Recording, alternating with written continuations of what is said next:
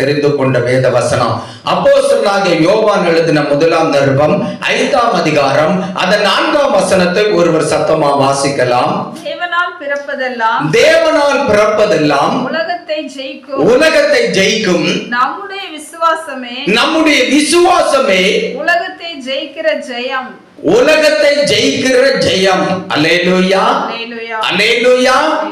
எனக்கு அன்பான கர்த்தருடைய பிள்ளைகளே, தேவனாலே பிறப்பதெல்லாம் உலகத்தை ஜெயிக்கும் என்று சொல்லி இருக்கிறது. அல்லேலூயா.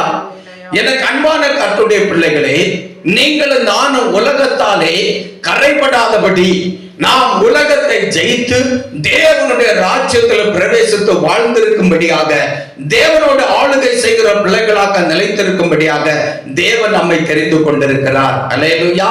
ஆகையால் நாம் ஜெயம் கொள்ளுகிறவர்களாக இந்த உலகத்திலே வாழ வேண்டும். அல்லேலூயா. இன்றைக்கு உலகத்தில் வாழுகிற ஏராளமான மக்கள் தங்களுடைய வாழ்க்கையில ஜெயமில்லாத ஒரு ஜீவியம் ஜீவிக்கிறதை நாம் பார்க்க முடிகிறது. அல்லேலூயா. ஒவ்வொரு மனுஷனும் தங்களுடைய மாம்சத்தை ஜெயிக்க முடியாதபடி போராடி கொண்டிருக்கிறார்கள். இந்த உலகத்தில் வருகிற இச்சைகளை ஜெயிக்க முடியாதபடி கலங்கி கொண்டிருக்கிறார்கள். சாத்தானாலே வருகிற சோதனையிலே ஜெயம் கொள்ள முடியாதபடி வேதனை அனுபவிக்கிறவர்களாக காணப்படுகிறார்கள். அல்லேலூயா. கர்த்தருடைய பிள்ளைகளாகிய நீங்களும் நானும் நம்முடைய மாம்சத்தையும் ஜெயித்து மாம்சத்தை நாம் கீழ்ப்படுத்தி அடக்கி அதன் மேல ஜெயம் கொண்டவர்களாக வாழுகிறதற்கு கர்த்தர் நமக்கு உதவி செய்கிறார், கிருபை செய்கிறார். பிசாசுடைய கிரியைகளை அழித்து நாம் ஜெயம் கொண்டவர்களாக தேவனுடைய ராஜ்யத்தை சுதந்தரித்து எல்லாவற்றையும் அனுபவிக்கிறதற்கு ஆண்டவர் நமக்கு உதவி செய்கிறார், கிருபை செய்கிறார். அது மட்டுமல்ல, இந்த உலகத்தை ஜெயிக்கிறதற்கு ஆண்டவர் நமக்கு துணை செய்கிறவராக, உதவி செய்கிறவராக இருக்கிறார். அல்லேலூயா. ஆகையால் தான் வேதம் சொல்லுகிறது, தேவனாலே பிறப்பதெல்லாம் உலகத்தை ஜெயிக்கும். அல்லேலூயா. நீங்களும் நானும் தேவனாலே பிறந்தவர்கள். ஒரு முறை நம்முடைய தாயின் கற்பத்திலே நாம் பிள்ளைகளாக உருவாகி இந்த உலகத்தில் பிறந்தோம். இரண்டாவது முறை ஆண்டவராகிய இயேசு கிறிஸ்துவினுடைய சத்திய வசனத்தினாலே தேவனுக்குள்ள நீதியினாலும் பரிசுத்த ஆவியினாலும் மறுபடி பிறந்தோம். அல்லேலூயா. ஆகையால் இன்றைக்கு நீங்களும் நானும் தேவனாலே பிறந்தவர்களாக, தேவனாலே பிறப்பிக்கப்பட்ட தேவனுடைய ஜனங்களாக வாழுகிறோம். ஆகையால் நாம் எல்லாவற்றிலும் ஜெயம் கொள்ளுகிறவர்களாக காணப்படுகிறோம். நாம் எல்லாவற்றிலும் ஜெயம் கொண்டு தேவனுடைய ராஜ்யத்தை நாம் சுதந்தரித்து தேவனுடைய ராஜ்யத்தில் இருக்கிற சகல காணியாட்சிகளின் சுதந்திரத்தையும் நாம் அனுபவிக்கிற பிள்ளைகளாக மாறுபடி தேவன் நம்மை ஜெயம் கொண்டவர்களாக வாழ வைத்துக் கொண்டிருக்கிறார். அல்லேலூயா. ஆகையால் எனக்கு அன்பான கர்த்தருடைய பிள்ளைகளே, இந்த உலகமும் நம்மை சேதப்படுத்தாது. பிசாசின் கிரியைகளும் நமக்கு விரோதமாக செயல்பட்டாலும் அது நம்மை சேதப்படுத்தாது.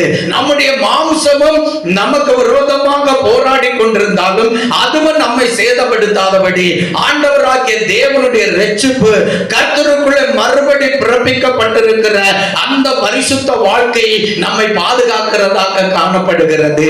அல்லேலூயா. ஆனால் இந்த உலகத்தில் வாழுகிற ஏராளமான கோடிக்கணக்கான மக்கள் ஜெயம் கொள்ள முடியாதவர்களாக, அவர்கள் சாத்தானை ஜெயிக்க முடியாதவர்களாக, தங்களுடைய மாம்சத்தை ஜெயிக்க முடியாதவர்களாக, இந்த உலகத்தில் இருந்து வருகிற இச்சைகளை ஜெயிக்க முடியாதபடி கலங்கி கொண்டிருக்கிறவர்களாக, கதறி கொண்டிருக்கிறவர்களாக, ஒவ்வொரு நாளும் கற்ப வேதனையை அனுபவித்து அவர்கள் அழிந்து போகிறவர்களாக காணப்படுகிறார்கள். காரணம் என்னவென்றால் அவர்கள் தேவனாலே பிறப்பிக்கப்பட்டவர்களாக மாறாமல் வாழுகிறதுனாலே இந்த காரியங்கள் அவர்களுக்கு சம்பவிக்கிறது. அல்லேலூயா. அவர்கள் தேவனாலே மறுபடியும் பிறப்பிக்கப்படுகிறதற்கு அவர்கள் விரும்பாமல் இந்த உலகத்தை விரும்பி, உலகத்தில் இருக்கிற ஆசாபாசங்களை விரும்பி உலகத்தை அனுபவிக்கிறதற்காக வாழுகிறபடினாலே அவர்களுக்கு இந்த உலகத்தினாலும் மோசம் உண்டாகிறது, உலகத்தின் அதிபதியாகிய சாத்தானாலும் மோசம் உண்டாகிறது, அவர்களுக்கு தங்களுக்கு உண்டாயிருக்கிற மாம்சத்தினாலும் உபத்திரவம் உபத்திரவம் உண்டாயிருக்கிறது. அல்லேலூயா. அவர்கள் உபத்திரவப்படுகிறவர்களாக, வேதனை அனுபவிக்கிறவர்களாக, அவர்கள் அழிந்து போகிறவர்களாக காணப்படுகிறார்கள். காரணம் என்னவென்றால் அவர்கள் தேவனுக்குள்ளே மறுபடி பிறக்காததுதான் காரணம். அல்லேலூயா. நீங்கள் நானும் தேவனாலே பிறந்தவர்கள். தேவன் நம்மை மறுபடியும் சத்திய வசனத்தினாலும் பரிசுத்த ஆவியினாலும் நீதியினாலும் நம்மை ஜெனிப்பித்தார். அல்லேலூயா. ஆகையால் நாம் இந்த உலகத்தை ஜெயிப்போம். முடிவு பரியந்தமும் நாம் உலகத்தை ஜெயித்து வாழுகிறதற்கு ஆண்டவர் கிருபை செய்வார். எப்படி நாம் ஆண்டவருடைய நாமத்தினாலே உலகத்தை ஜெயிப்போம் என்றால், ஆண்டவராகிய இயேசு கிறிஸ்துவை விசுவாசிக்கிற விசுவாசத்தினாலே உலகத்தை ஜெயிக்கிறவர்களாக காணப்படுகிறோம். ஒரு அல்லேலூயா சொல்லுங்க. அல்லேலூயா. கரங்களை கட்டி சத்தமா அல்லேலூயா சொல்லுங்க. அல்லேலூயா. என அன்பான கர்த்தருடைய பிள்ளைகளே, நம்முடைய விசுவாசமே உலகத்தை ஜெயிக்கிற ஜெயமாய் இருக்கிறது. அல்லேலூயா. அப்ப நாம் ஆண்டவராகிய இயேசு கிறிஸ்துவை விசுவாசித்து நாம் இந்த உலகத்தை ஜெயிக்க வேண்டும். அல்லேலூயா. உலகத்திலிருந்து வருகிற உபத்திரவத்தை ஆண்டவராகிய இயேசு கிறிஸ்துவை விசுவாசித்து ஜெயிக்க வேண்டும். உலகத்தின் அதிபதியாகிய சாத்தான் மூலம் வருகிற உபத்திரவத்தை ஆண்டவராகிய இயேசு கிறிஸ்துவை விசுவாசித்து ஜெயிக்க வேண்டும். மாம்சத்தில் வருகிற எண்ணங்களை, போராட்டங்களை எல்லாம் ஆண்டவராகிய இயேசு கிறிஸ்துவை விசுவாசித்து ஜெயிக்கிறவர்களாக காணப்பட வேண்டும். அல்லேலூயா. ஆண்டவராகிய இயேசு கிறிஸ்து வெளிப்படுத்துதலின் புத்தகத்தில் சொல்லும் பொழுது, ஜெயம் கொள்ளுகிறவன் எல்லாவற்றையும் சுதந்தரிப்பான், நான் அவனுக்கு தேவனாக இருப்பேன், அவன் எனக்கு குமாரனாக இருப்பான் என்று சொல்லி ஆண்டவராகிய இயேசு கிறிஸ்து நமக்கு ஆண்டவர் தம்முடைய வார்த்தை மூலம் திருமணம் பற்றி இருக்கிறார். அல்லேலூயா. ஆக எனக்கு அன்பான கர்த்தருடைய பிள்ளைகளே, இந்த உலகத்தையும் நாம் ஜெயிக்கிறவர்களாக வாழ வேண்டும். உலகத்தின் அதிபதியாகிய சாத்தானையும் ஜெயிக்கிறவர்களாக காணப்பட வேண்டும்.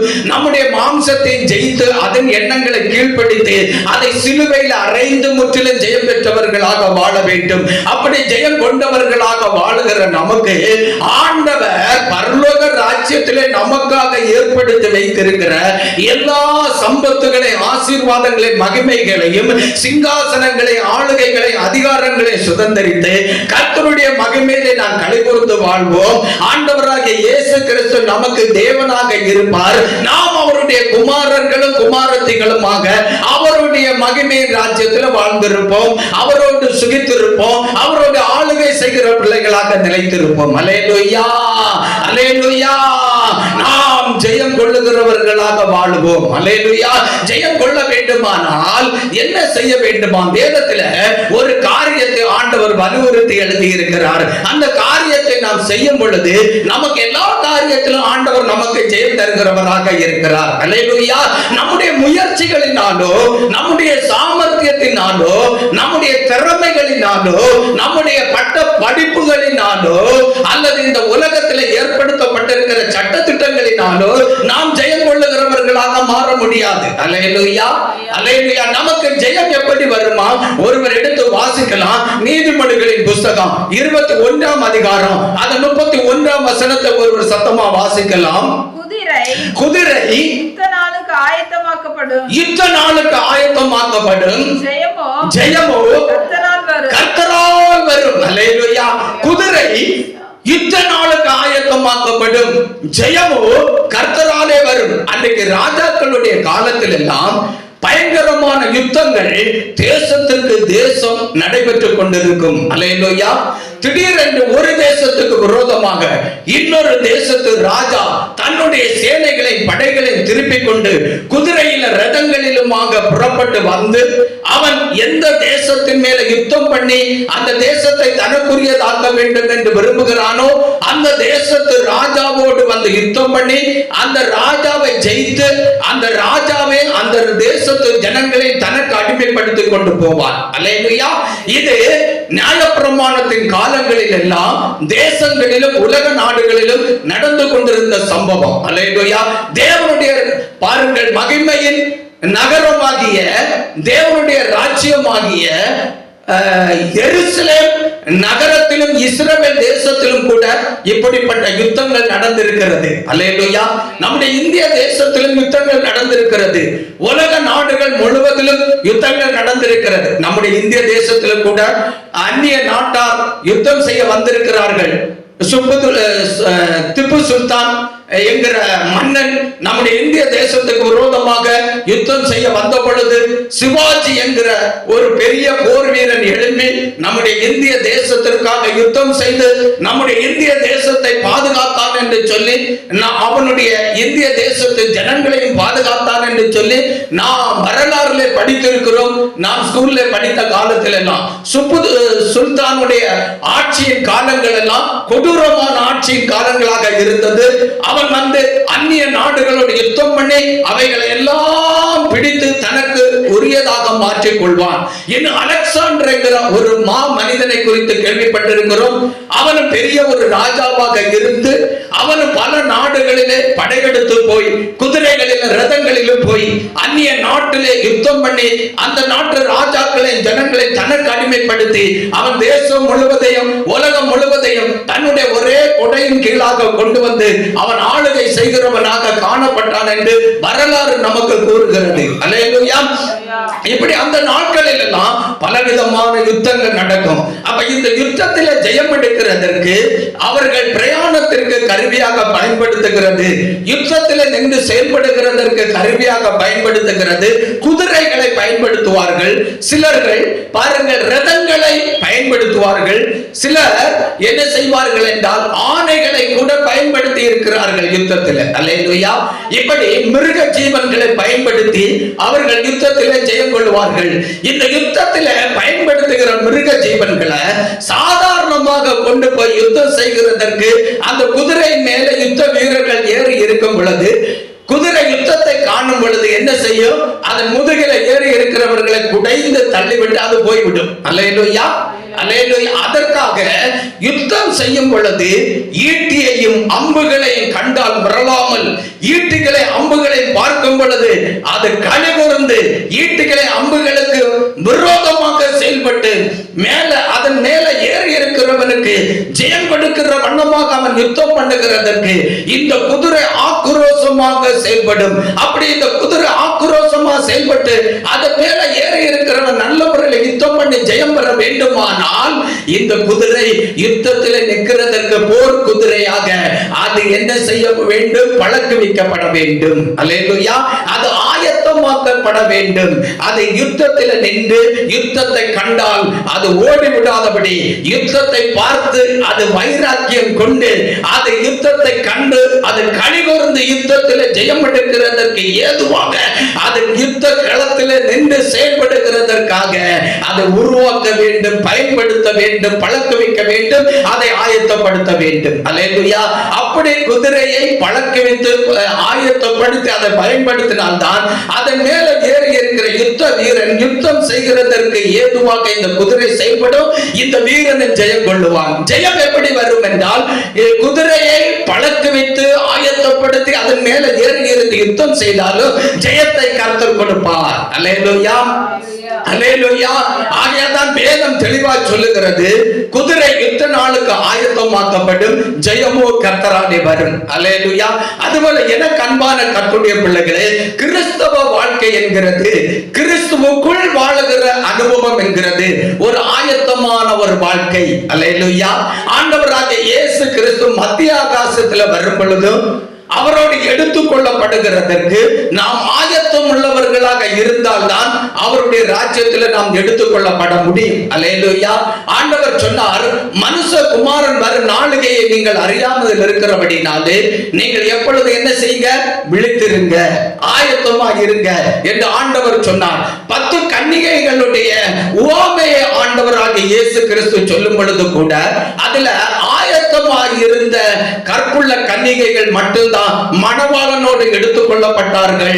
ஆயத்தம் இல்லாதபடி எண்ணெய் இல்லாதபடி இருந்தவர்கள் கைவிடப்பட்டார்கள் என்று நாம் பார்க்கிறோம். அப்ப கிறிஸ்தவ வாழ்க்கை என்கிறது கிறிஸ்துவுக்குள் வாழுகிற அனுபவம் என்கிறது கிறிஸ்துவுடைய ராஜ்யத்தில் எடுத்துக் கொள்ளப்படுகிற அனுபவம் என்கிறது ஒரு ஆயத்தம் உள்ள கிறிஸ்தவ வாழ்க்கை வாழுகிற வாழுகிறவர்களுக்கு தான் அது சாத்தியமாக மாறுகிறது. அல்லேலூயா. நாம் இன்றைய தினத்தில் ஆண்டவராக இயேசு கிறிஸ்துவுக்கென்று பக்தி உள்ள தேவனுடைய மனவாட்டி சபை மக்களாக வாழ்ந்து கொண்டிருக்கிறோம். இந்த உலகத்திலிருந்து ஆண்டவராக இயேசு கிறிஸ்து கல்வாரி சிலுவையில் சிந்தின இரத்தத்தினாலே நம்மை விலைக்கிரயம் கொடுத்து நம்மை வாங்கி அவருடைய பரிசுத்த இரத்தத்தினாலே நம்முடைய பாவங்களை எல்லாம் கழுவி, நம்முடைய அக்கிரமங்களை எல்லாம் கழுவி, நம்முடைய அசுத்தங்களை எல்லாம் நம்மை விட்டு நீக்கி நம்மை சுத்திகரித்து அவருடைய சரீரமாகிய சபைக்குள்ளே நம்மை வைத்து அவருக்குள்ளே வைத்து நம்மை கண்ணின் மணியை போல பாதுகாத்து வாழ வைத்துக் கொண்டிருக்கிறார். அல்லேலூயா. அவர் அதி சீக்கிரமாக மத்திய ஆகாசத்திலும் வரப்போகிறார். இயேசு கிறிஸ்து எதற்காக மத்திய ஆகாசத்தில் வரப்போகிறார் என்றால் அவருடைய சாயலை நாம் தரித்துக் கொண்டு அவருடைய ராஜ்யத்தில் நாம் வாழ வேண்டும் என்கிறதற்காக, நம்மை அவருக்காக காத்து கொண்டிருக்கிற நம்மை, அவருக்காக ஆயத்தம் உள்ள பரிசுத்த ஜீவியம் ஜீவிக்கிற நம்மை, அவருடைய சத்திய வசனத்தை கை கொண்டு கரை திரை பிழையில்லாதபடி மகிமை உள்ள மனவாட்டி சபையாக வாழுகிற நம்மை அவரோடு கூட்டி சேர்த்து மத்திய ஆகாசத்தில் விருந்து தருகிறதற்கு தான் ஆண்டவராக இயேசு கிறிஸ்து மத்திய ஆகாசத்தில் வரப்போகிறார். அல்லேலூயா. அந்த விருந்தை ருசிக்கிறதற்கு நீங்கள் நானும் ஆயத்தம் உள்ளவர்களாக வாழ வேண்டும். அல்லேலூயா. எப்படி ஒரு குதிரையை யுத்தத்தில் பயன்படுத்துகிறதற்கு அந்த குதிரையை பழக்க வைக்கிறார்களோ, அதை ஆயத்தப்படுத்துகிறார்களோ, அதுபோல தேவனுடைய பிள்ளைகளாகிய நாம கிறிஸ்துவினுடைய ராஜ்யத்தில் பிரவேசிக்கிறதற்கு மணவாளனாகிய இயேசு கிறிஸ்துவினுடைய வருகையில மணவாட்டி சபை மக்களாக